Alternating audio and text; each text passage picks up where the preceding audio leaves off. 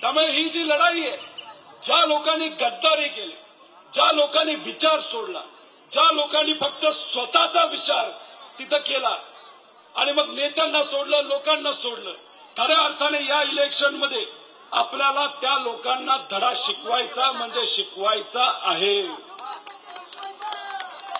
तुम्ही तयार आहात का?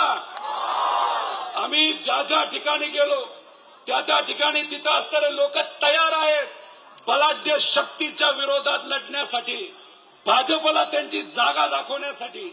पण जिथं जिथं गेलो तिथं असणाऱ्या लोकांचा आवाज, त्या आवाजामध्ये जी ताकद आहे ती फार मोठी आहे.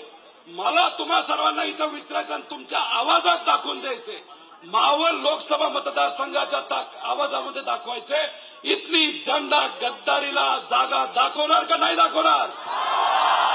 हे इलेक्शन तुम्ही सर्वांनी हातात घेतलं का नाही घेतलं?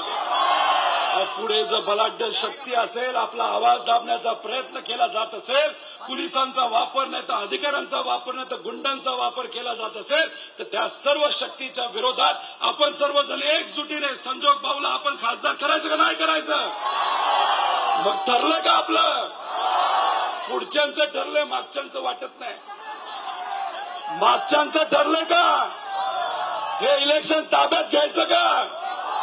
अहो गडबड बघा, पलीकडच्या बाजूची थोडीशी गडबड बघा. काल पेपरमध्ये आलेला मी फोटो बघितला, जे आपल्या विरोधात पक्ष, जे उमेदवार आहेत भारणे साहेब, त्यांचा फॉर्म भरण्यासाठी कोण कोण आलं होतं? एकनाथ शिंदे साहेब होते, अजितदादा होते. काही महिन्यांपूर्वी, कदाचित एक वर्षापूर्वी इथं एक पोटनिवडणूक झाली होती.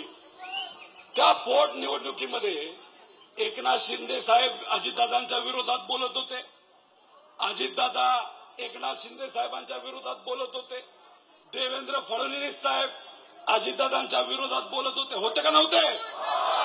पण आता सोयीचं राजकारण बघा.